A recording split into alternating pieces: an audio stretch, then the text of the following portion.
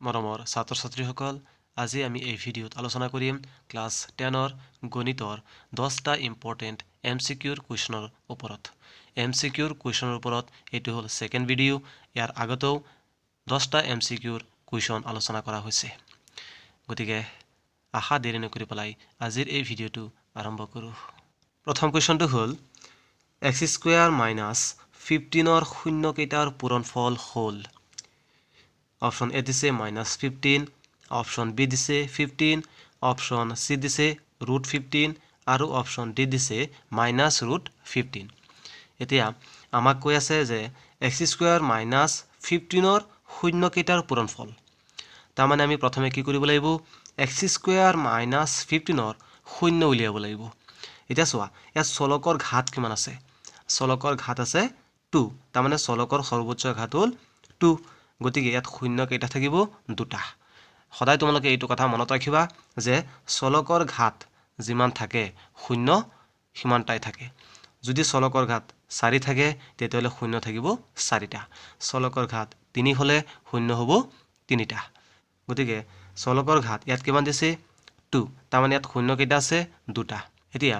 এই কুৱেশ্যনটো ছল্ভ কৰিবলৈ হ'লে আমি প্ৰথমে জানিব লাগিব এটা আইডেণ্টিটিৰ বিষয়ে, তাৰমানে এটা সূত্ৰৰ বিষয়ে। আৰু সেই সূত্ৰটো হ'ল a + b whole into a - b is equal a² - b²। এই সূত্ৰটো আমি জানিব লাগিব। এতিয়া চোৱা, কিয় এই সূত্ৰটো জানিব লাগিব? চোৱা, ইয়াত আমাক কি দিছে? x² - 15 দিছে। গতিকে ইয়াক যদি আমি a² - b² আমি লিখিব পাৰোঁ, তেতিয়াহ'লে আমি কি ক'ব পাৰিম? a + b whole into a - b। তেনেকুৱাকৈ আমি লিখিব পাৰিম। গতিকে আমি কি কৰিম? x² - 15ক আমি a² - b² হিচাপে লিখিম। এতিয়া চোৱা, ইয়াত x² আছে। এতিয়া 15ক আমি এনেকুৱাকৈ লিখিব লাগিব যাতে 15 যদি আমি স্কুৱেৰ কৰোঁ তেতিয়াহ'লে কি 15 থাকে। এতিয়া চোৱা, এইটোক আমি কেনেকৈ কৰিম? কি দিছে? x² - 15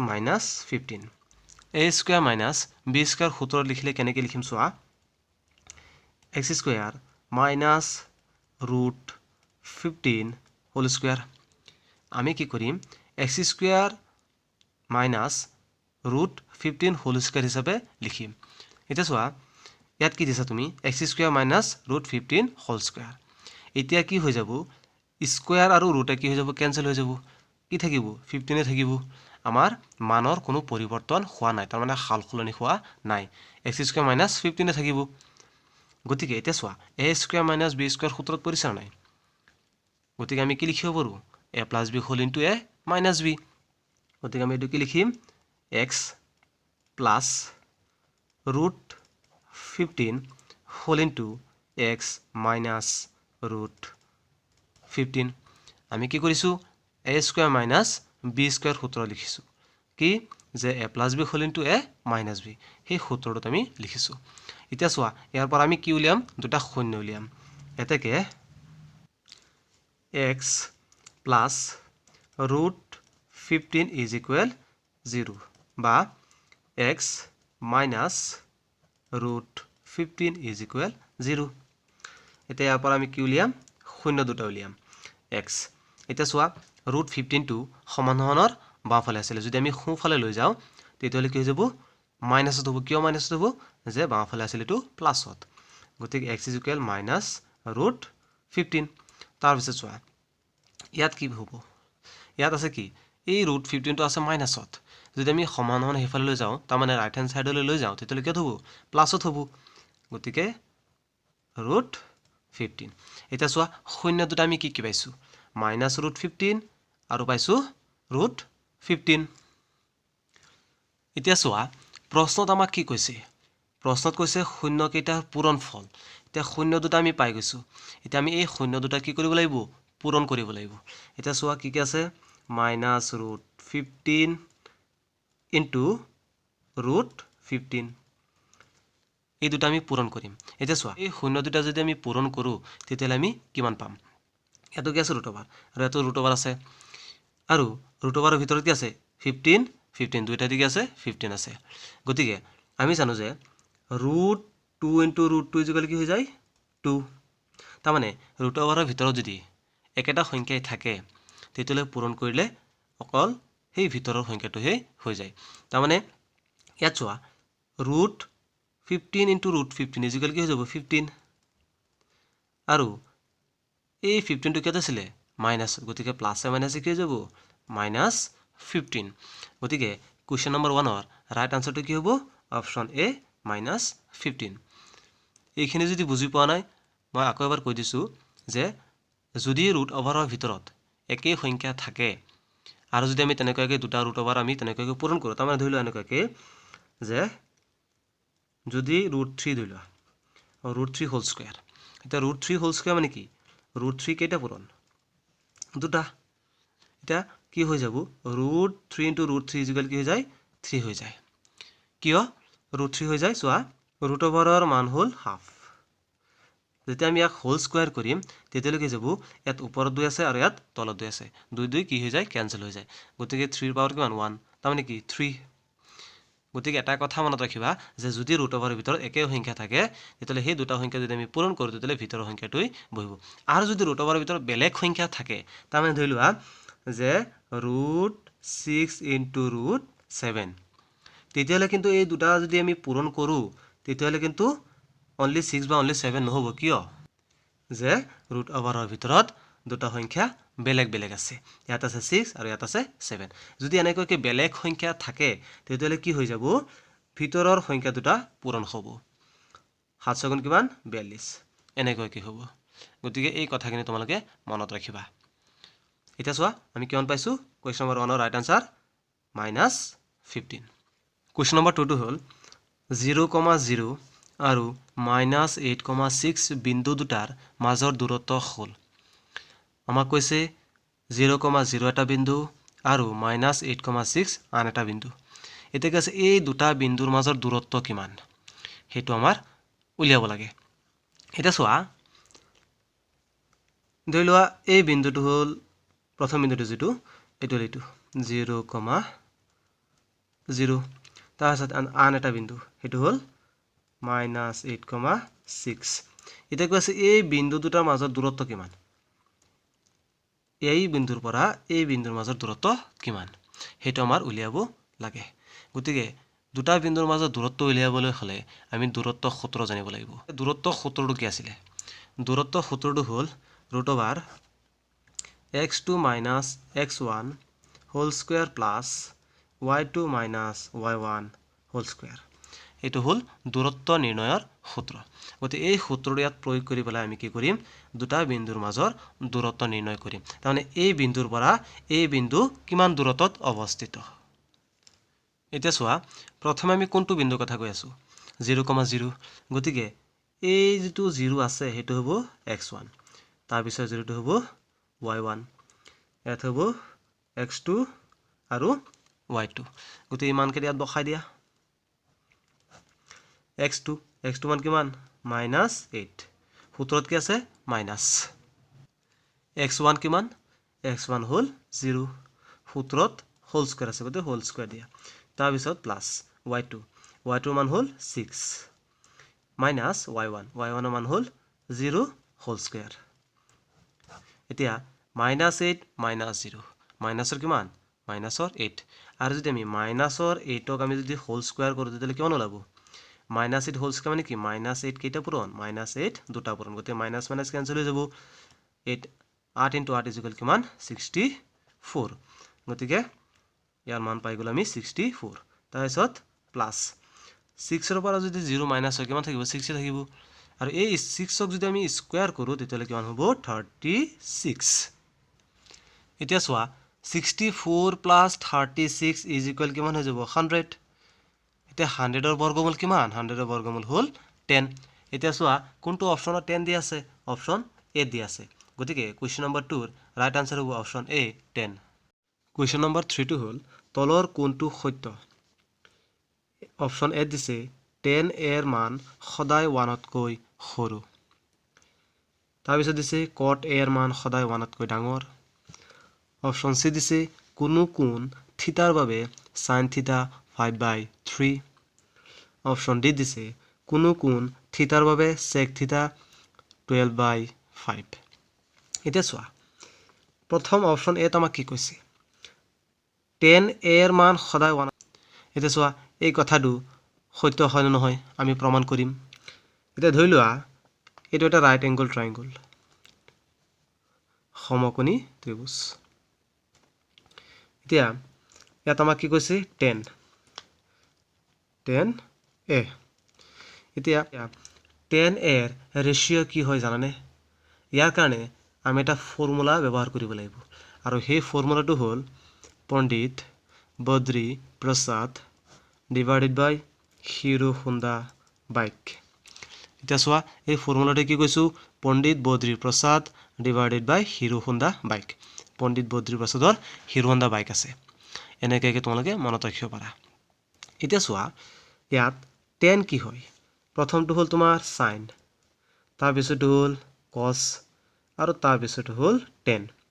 এটা 10 এর রেশিও কি পাই আছো p/b 10 মানে হ'ল p/b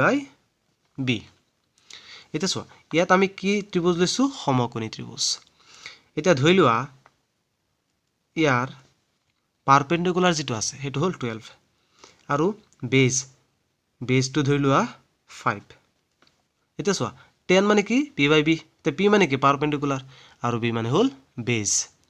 পাৰপেন্ডিকুলাৰ মানে হ'ল লম্ব আৰু বেজ মানে হ'ল ভূমি তোমালোকে নিশ্চয় জানাই কথাটো এটা চোৱা ইয়াত পাৰপেন্ডিকুলাৰ তেতিয়ালে কি যাব 12 আৰু বেজ কিমান হৈ যাব 5 এতিয়া যদি আমি 5 দি পেলাই 12 ক হৰণ কৰো তেতিয়ালে 5 12 ত কেবাৰ যাব দুইবাৰ কিমান বাকি থাকিব 2 দশমিক বহাই দিলে কি হৈ যাব 4 গতিকে কেবাৰ গল 4 বাৰ তে কিমান পাই গল আমি মান 2.4 এটা চোৱা আমাক কি কৈছিলে অপচন এ আমাক কি কৈছিলে 10 এৰ মান সদায় 1 তকৈ সৰু এতিয়া আমি 10 এৰ মান 1 তকৈ সৰু পাইছোনে নাই পোৱা কিমান পাইছো 2.4 এতিয়া দিলা আমি যদি এটো এনেকৈ কৰো ইয়াত দিলে এতিয়া এংগুলেটো আমি এফালে লৈ গৈছো এতিয়া চোৱা ইয়াত কি হৈ যাব 12/5 এতিয়া চোৱা ইয়াত 10 এ কি হ'ব 10 এ ইকুয়াল কিমান হ'ব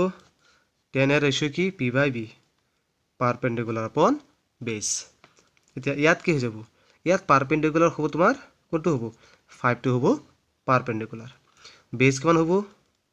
12 এতিয়া চোৱা বেস 12 আৰু পাৰপেন্ডিকুলাৰ কিমান পাই আছো 5 এতিয়া ইয়াক যদি আমি কি কৰো হৰণ কৰি দিলে কিমান ওলাব চোৱাচোন 12 দি পেলাই 5 জানে না যা তাৰ মানে কি দশমিক লব লাগিব প্ৰথমে দশমিক ললে কি 1 তকৈ কি ওলাব সৰু ওলাব এতিয়া 10 এৰ মান কি ওলাই আছে 1 তকৈ সৰু ওলাই আছে আৰু কেতিয়াবা কি হয় তোমাৰ 10 এৰ যেটো ভ্যালু হ'ব তাৰ মানে যেটো মান হ'ব হেতু 1 ৰ সমানো হ'ব পাৰে ইকুৱেলো হ'ব পাৰে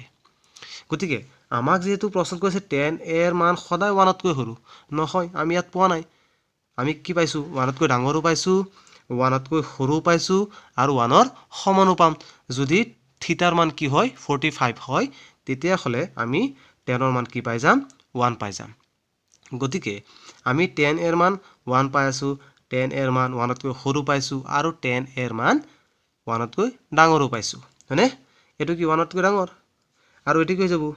1 তকৈ সৰু গতিকে আমি কি কম যে 10 এৰ মান সদায় 1 তকৈ সৰু সদায়টো নহয়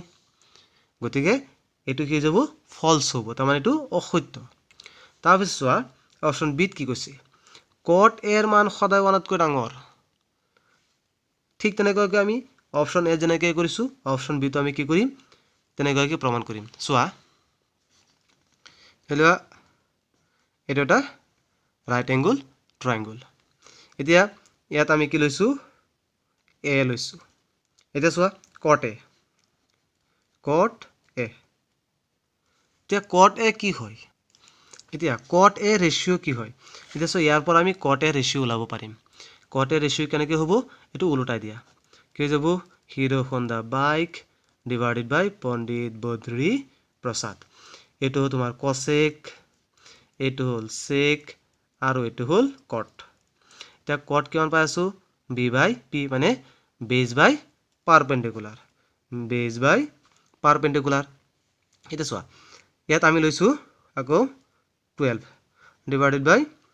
5 এটা চোৱা বি বিৰ মান কিমান 5 পাৰপেন্ডিকুলাৰ কিমান 12 ঠিক তেনেকৈ কি 1 কৈ কি হ'ব সৰু হ'ব দশমিকত যাব যেহেতু আগৰ নিচিনা এটো পাই আছো না আমি 10 তাৰমানে 10 ৰ উল্টা হয় কট এটা কথা মনত ৰাখিবা যে 10 ৰ যেটো উল্টা হ'ব হেতু হ'ব কট গতিকে এটো আকৌ কি পাই আছো আমি 1 তকৈ সৰু পাই আছো কট এৰ মান আমি কি পাই আছো 1 তকৈ সৰু এতিয়া ইয়াত কি কৈছে কট এৰ মান সদায় 1 তকৈ ডাঙৰ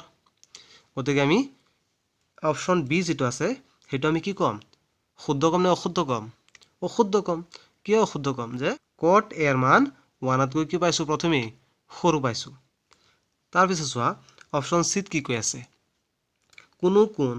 থিতাৰ বাবে sin থিতা = 5/3 ইয়াত আমি কি কৰিম সমকোণী ত্ৰিভুজ অঙ্কন কৰিম চোৱা কি কৈছে আমাক sin থিতা = কিমান 5/3 এটা ধৰি লোৱা এটো হল থিতা এতিয়া sin ৰ ৰেশিও কি হয় তাৰ কাৰণে আকৌ আমি যাব লাগিব পণ্ডিত বদ্ৰী প্ৰসাদ / হিৰো হোণ্ডা বাইক প্ৰথমটো কি আছিল sin তাৰ পিছৰটো cos আৰু তাৰ পিছৰটো tan এটা চোৱা p/h মানে পাৰপেন্ডিকুলাৰ বাই হাইপোটেনিয়াস p/h এটা চোৱা p ৰ মান ইয়াত কিমান হৈ আছে 5 গতিকে এটো হল পাৰপেন্ডিকুলাৰ গতিকে p ৰ মান 5 তাৰপিছত হাইপোটেনিয়াসৰ মান কিমান 3 এটা চোৱা এইটো কেতিয়াও সত্য হ'ব নোৱাৰে কিয় যে হাইপোটেনিয়াসৰ মান কেতিয়াও পাৰপেন্ডিকুলাৰতকৈ সৰু হ'ব নোৱাৰে বা বেজতকৈ সৰু হ'ব নোৱাৰে এটা কথা তোমালোকে সদায় মনত ৰাখিবা যে সমকোণী ত্ৰিভুজত অতিভুজৰ মান সবতকৈ ডাঙৰ থাকে অতিভুজৰ মান কেতিয়াও কি হ'ব নোৱাৰে বাকি দুটাৰ পৰা সৰু হ'ব নোৱাৰে তাৰ মানে পাৰপেন্ডিকুলাৰ বেজৰ পৰা হাইপোটেনিয়াসৰ মান তাৰ মানে কৰ্ণৰ মান কেতিয়াও সৰু নহয় ইয়াত কি পাই আছো আমি সৰু পাই আছো গতিকে এই কথাটো কেতিয়াও কি নহয় শুদ্ধ নহয় গতিকে অপচন সি টো কি যাব ফলস হৈ যাব এতিয়া মাত্ৰ এটা অপচনে বাকি আছে আৰু হেতুৰ কি অপচন ডি কোনো কোণ থিতাৰ বাবে sec থিতা কি 12/5 এটো শুদ্ধ হ'ব যেটো বাকি তিনিটা আমি কি পাইছো ফলস পাইছো গতিকে চোৱা এটো কেনেকৈ শুদ্ধ হ'ব কোনো কোণ থিতাৰ বাবে হয়নে গতিকে আকৌ ইয়াৰ কাৰণে আমি কি কৰিম সমকোণী ত্ৰিভুজ অঙ্কন কৰিম এতিয়া ধৰি লোৱা এটো হল কোণ আৰু এই কোণটো হল থিতা কি দিছে sec থিতা ইকুয়াল কিমান দিছে 12/5 এতিয়া চোৱা sec থিতা মানে কি তাৰ মানে sec থিতা ৰেশিও কি আকৌ ইয়াক কি কৰা উলটাই দিয়া হিৰো হোণ্ডা বাইক / পণ্ডিত বদ্ৰী প্ৰসাদ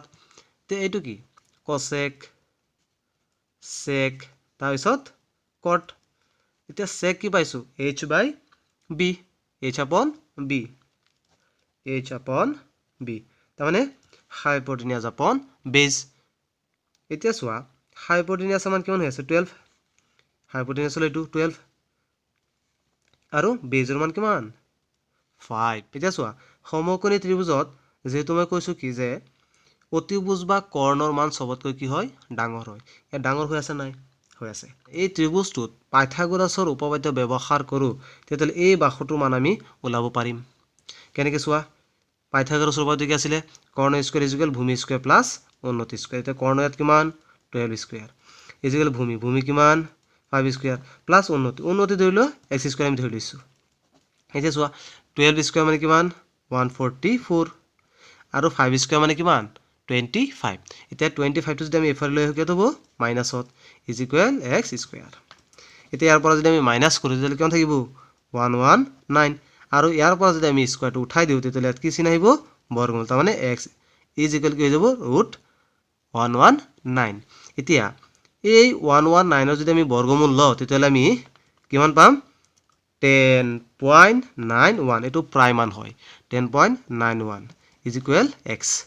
এটা চোৱা এই বাহুটোৰ মান আমি কিমান পাইছো 10.91 সমকোণী ত্ৰিভুজ যেটো কৈছিলো কি যে অতিভুজ বা কৰ্ণমানি সবতকৈ কি ডাঙৰ এতিয়া চোৱা ডাঙৰ হৈ আছে নাই এইটো 12তকৈ সৰু আৰু 5 টো 12তকৈ সৰু গতিকে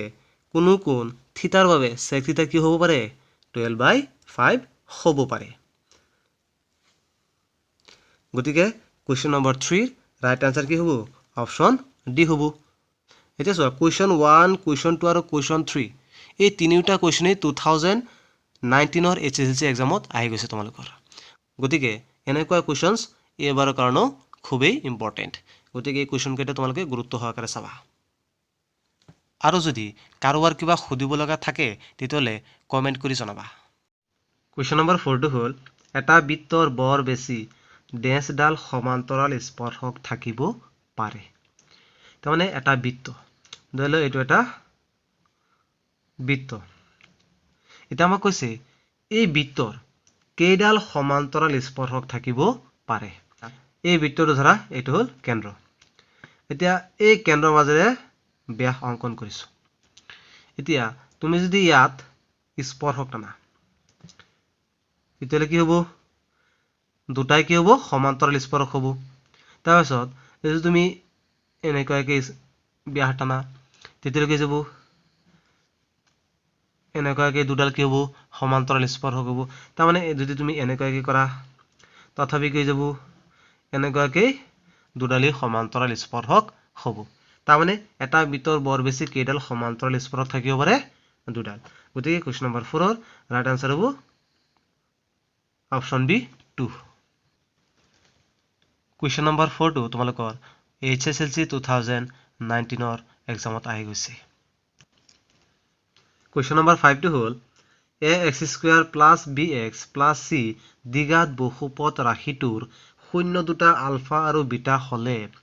আলফা প্লাস বিটা হ'ব প্ৰশ্নত আমাক কি কৈছে যে এটা দ্বিঘাত বহুপদ ৰাশি কি ax² + bx + c এটা কৈছে এই ৰাশিটোৰ শূন্য দুটা কি আলফা আৰু বিটা তেতিয়া হলে আলফা প্লাস বিটা হ'ব তাৰমানে শূন্য দুটাৰ সমষ্টি হ'ব এতিয়া আমি সবে জানো শূন্য দুটাৰ সমষ্টি তাৰমানে আলফা প্লাস বিটা কি হয় সদায় -b/a হয় গতিকে -b/a কোনটো অপচনত দিয়া আছে অপচন বি দিয়া আছে গতিকে এই কোৱেশ্চনটোৰ ৰাইট আনসাৰ হ'ব option B -b/a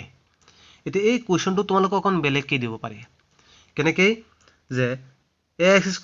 + bx + c দ্বিঘাত বহুপদ ৰাশিটোৰ শূন্য দুটা আলফা আৰু বিটা হলে আলফা ইনটু বিটা কি হ'ব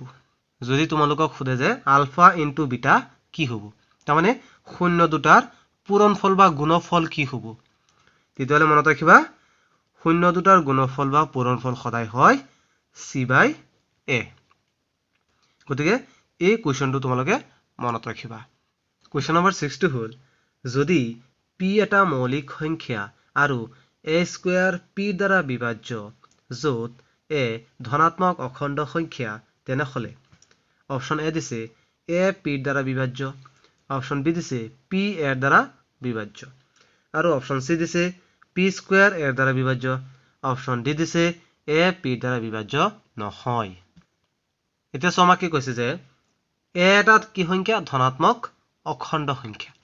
এতিয়া ধৰি লোৱা a = 7 ইয়াৰ মান কিমান লৈছো 7 আৰু কৈছে p এটা কি সংখ্যা মৌলিক সংখ্যা এতিয়া p এর মান আমি কিমান লৈছো 7 লৈছো 7 এটা কি সংখ্যা মৌলিক সংখ্যা আৰু a যেহেতু ধনাত্মক অখণ্ড সংখ্যা কৈছে গতিকে 7 এটা কি হয় ধনাত্মক অখণ্ড সংখ্যা হয় এতিয়া কৈ আছে a² p দ্বাৰা বিভাজ্য গতিকে a² মানে কি 7² 7² কি কৈ আছে p দ্বাৰা বিভাজ্য তাৰ মানে p এৰ মান কিমান 7 দি পেলাই 7² কি যায় হৰণ যায় হেতু আমাক কৈ আছে এটা চোৱা 7² মানে কিমান 49 ডিভাইডেড বাই 7 কেইবাৰ যাব 7 বাৰ গতিকে আমাক কৈছে a² p দ্বাৰা বিভাজ্য হয় a² p দ্বাৰা বিভাজ্য হয় এটা কৈ আছে যে a p দ্বাৰা বিভাজ্য হয় নেকি যদি a² p দ্বাৰা বিভাজ্য হয় তেতিয়ালে a ও তো p দ্বাৰা বিভাজ্য হ'ব কেনেকৈ হ'ব চোৱা a ইয়াৰ মান কিমান লৈছো 7 আকৌ p ৰ মান কিমান 7 p দ্বাৰা বিভাজ্য হ'ব না নাই হয় কেইবাৰ যায় একবাৰ যায় যদি তোমাৰ a স্কয়াৰ p দ্বাৰা বিভাজ্য হয় তাৰ মানে p যদি a স্কয়াৰত কি যায় হৰণ যায় তেতিয়াহলে কি হ'ব p এটো হৰণ যাব গতি এই কথাটো আমাক কৈছিলে যে a স্কয়াৰ p দ্বাৰা বিভাজ্য গতি আমি কি লৈছো a স্কয়াৰ মান 7 স্কয়াৰ লৈছো তাৰ মানে ইয়াৰ মান লৈছো 7 তাক আমি স্কয়াৰ কৰিছো তে স্কয়াৰ কৰাত আমি p ৰ যেটো মান লৈছো 7 সেই 7 দি পেলাই a স্কয়াৰক হৰণ গৈ আছে কেইবাৰ গৈছে 7 বাৰ যদি p a স্কয়াৰক হৰণ যায় তেন্তে p এটো কি যাব হৰণ যাব ধৰি লোৱা আকৌ যদি আমি ইয়াৰ মান যদি আমি 3 লওঁ আৰু p ৰ মান যদি আমি কি লওঁ 3 লওঁ তেতিয়াহলে কি হ'ব চোৱা 3 স্কয়াৰত কি হ'ব 3 হৰণ যাব 3 স্কয়াৰ মানে কিমান 9 তিনি কেইবাৰ যাব তিনিবাৰ আকৌ কি হ'ব যে p এটো কি যাব হৰণ যাব ইয়াৰ মান কিমান 3 p ৰ মানো 3 কেইবাৰ যাব একবাৰ যাব গতিকে যে a স্কয়াৰ p ৰে বিভাজ্য হলে কি হ'ব a ও p দ্বাৰা বিভাজ্য হ'ব গতিকে এই কোৱেশ্চনটোৰ ৰাইট আনসাৰ কি হ'ব অপচন a p দ্বাৰা বিভাজ্য Question number 7 টো হল দুটা বৃত্তৰ ব্যাসাৰ্ধ ক্ৰমে 19 সেন্টিমিটাৰ আৰু 9 সেন্টিমিটাৰ যদি এটা বৃত্তৰ পৰিধি এই বৃত্ত দুটাৰ পৰিধিৰ মাপৰ সমষ্টি হয় তেন্তে নতুন বৃত্তটোৰ ব্যাসাৰ্ধ হ'ব অপচন এ দিছে 28 সেন্টিমিটাৰ অপচন বি দিছে 10 সেন্টিমিটাৰ অপচন সি দিছে 30 সেন্টিমিটাৰ আৰু অপচন ডি দিছে 19 সেন্টিমিটাৰ এতিয়া চোৱা আমাক প্ৰশ্ন প্ৰথমে কি কৈছে দুটা বৃত্তৰ ব্যাসাৰ্ধ কৈ আছে এটা হল 19 সেন্টিমিটাৰ আৰু এটা হল 9 সেন্টিমিটাৰ এতিয়া ধৰি লোৱা এইটো এটা বৃত্ত এতিয়া এইটো হল ইয়াৰ কেন্দ্ৰ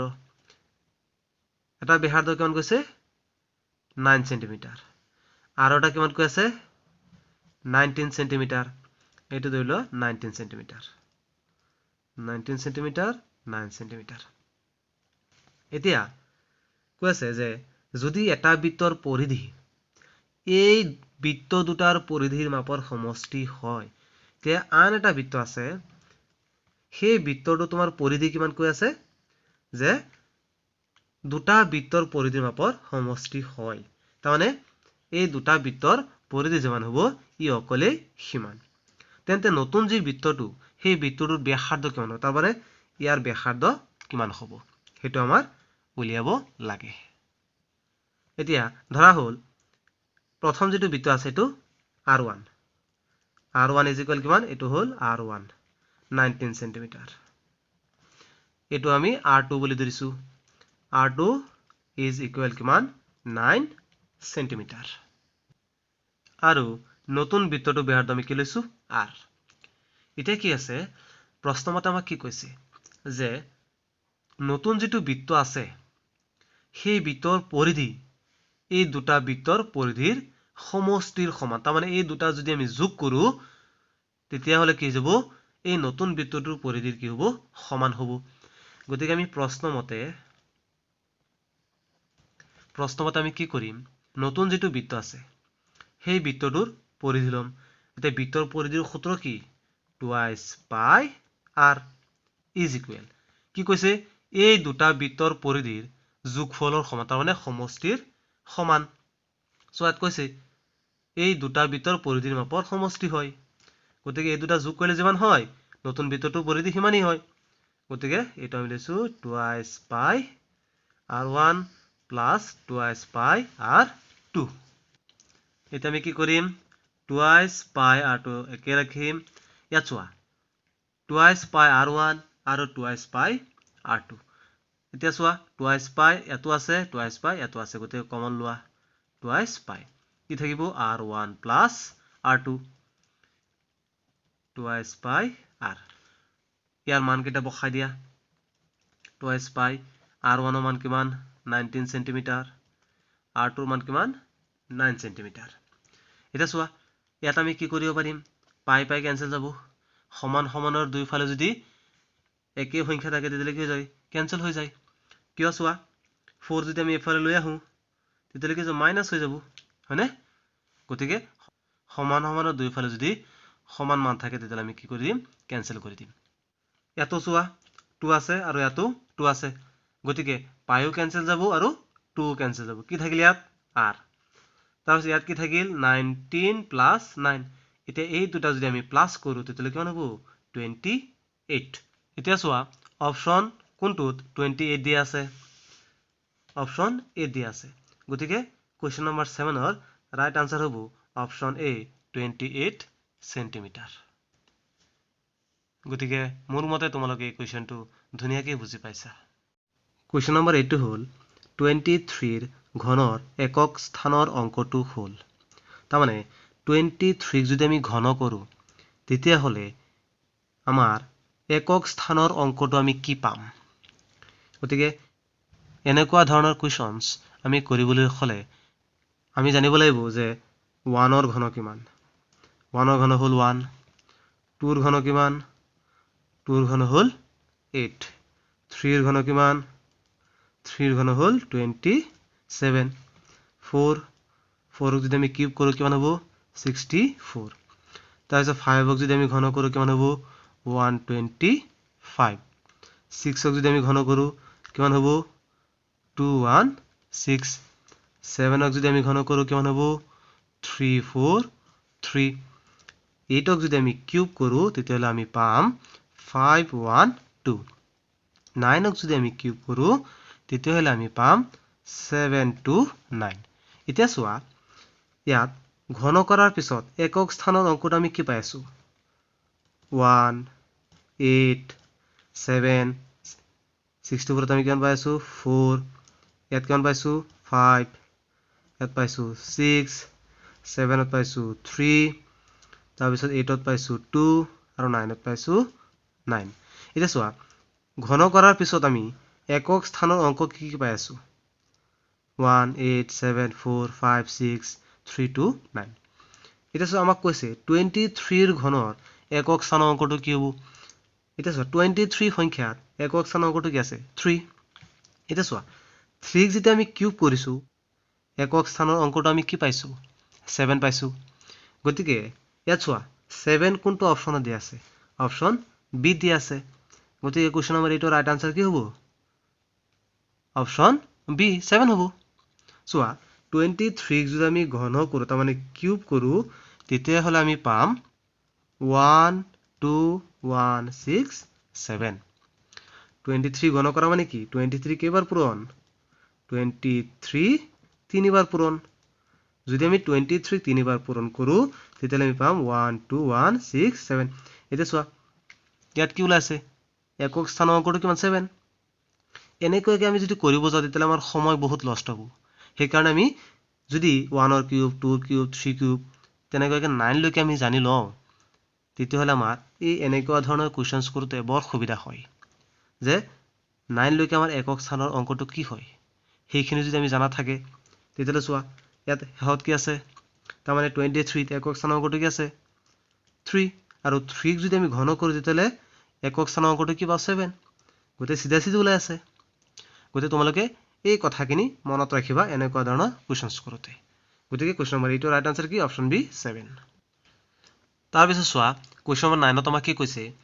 এটা ৰম্বাসৰ কৰ্ণ দুডালৰ দিগ ক্ৰমে 8 সেন্টিমিটাৰ আৰু 4 সেন্টিমিটাৰ হলে ইয়াৰ কালি হ'ব অপচন এ দিছে 14 সেন্টিমিটাৰ অপচন বি দিছে 16 সেন্টিমিটাৰ অপচন সি দিছে 18 সেন্টিমিটাৰ আৰু অপচন ডি দিছে -16 সেন্টিমিটাৰ এতিয়া চোৱা এই কোৱেশ্চনটো কৰিবলৈ হলে আমি প্ৰথমে জানিব লাগিব ৰম্বাস কাক কয় ৰম্বাস মানে হ'ল যে যি সমান্তৰিকৰ আটাইবোৰ বাহু সমান তাক কি বুলি কোৱা হয় ৰম্বাস বুলি কোৱা হয় কি কৈছো যি সমান্তৰিকৰ আটাইবোৰ বাহু সমান তাক কি বুলি কোৱা হয় ৰম্বাস বুলি কোৱা হয় গতিকে আমি প্ৰথমে কি অংকন কৰিম ৰম্বাস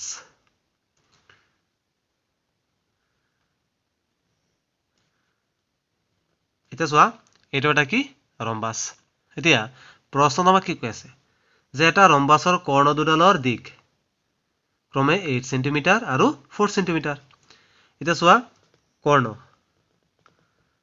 এটা কৰ্ণ কিমান কৈছে 8 সেন্টিমিটাৰ আন এটা কৰ্ণ কিমান কৈছে 4 সেন্টিমিটাৰ এতিয়া যদি কৰ্ণ দুডালৰ দিক 8 সেন্টিমিটাৰ আৰু 4 সেন্টিমিটাৰ হয় তেতিয়াহ'লে ইয়াৰ কালি কি হ'ব সেইটো আমাৰ উলিয়াব লাগে এতিয়া ৰম্বাসৰ কালি উলিয়াবলৈ হলে আমাৰ ৰম্বাসৰ কালি উলিয়াৰ সূত্ৰ জানিব লাগিব ৰম্বাসৰ কালি উলিয়াৰ সূত্ৰটো হ'ল যে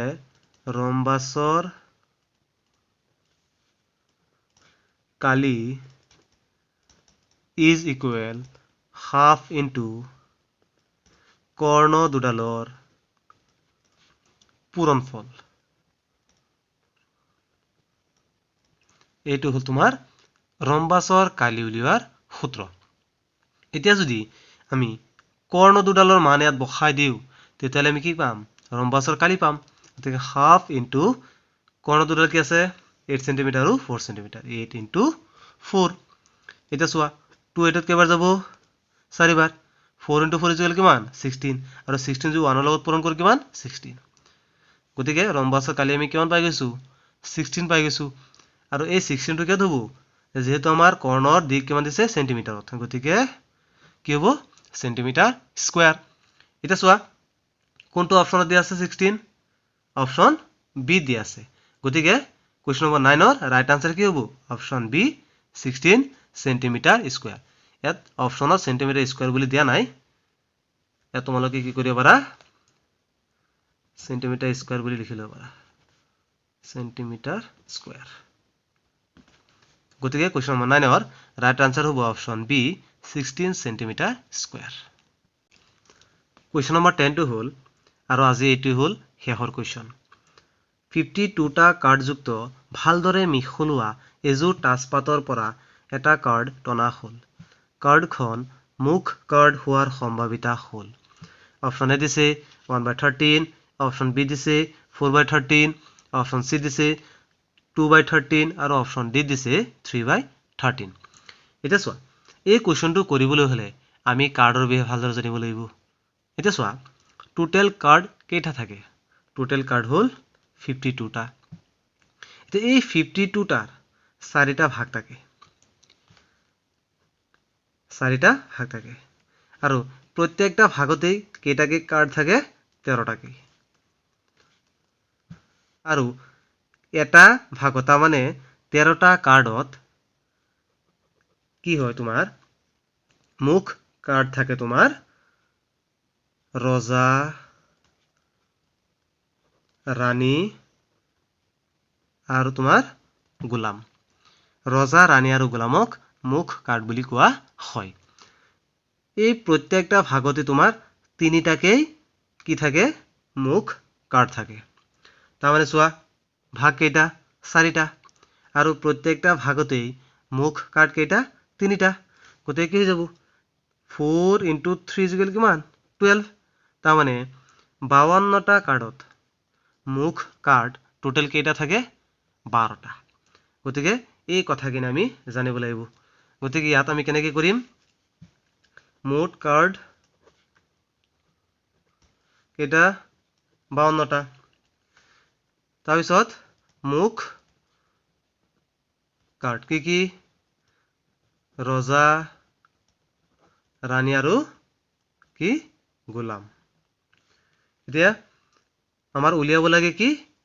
কাৰ্ডখন মুখ কাৰ্ড হোৱাৰ সম্ভাৱিতা এতিয়া টোটাল কাৰ্ড হ'ল কেইটা 52টা মুখ কাৰ্ড কেইটা থাকে 12টা গতিকে কি হৈ যাব এটাকে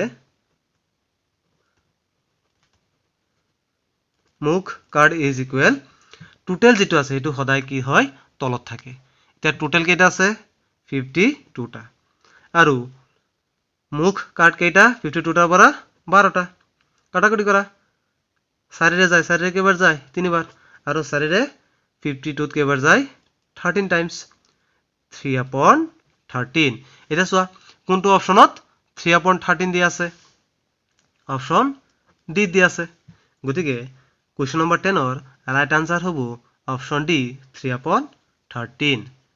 গতিকে আজিলৈ ভিডিওটো ইমানেই ইয়াৰ পিছৰ ভিডিওত আমি আৰু 10টা এমসিকিউৰ কোৱেশ্চনৰ ওপৰত আলোচনা কৰিম এই কোৱেশ্চনছ বিলাক তোমালোকৰ অহা HSLC 2021 এক্সামৰ কাৰণে খুবই দৰকাৰী গতিকে এই কোৱেশ্চন কেইটা তোমালোকে অতি গুৰুত্ব সহকাৰে চাবা আৰু তোমালোকৰ বন্ধুবৰ্গৰ সৈতে যিমান পাৰা সিমান ভিডিঅ'টো শ্বেয়াৰ কৰিবা।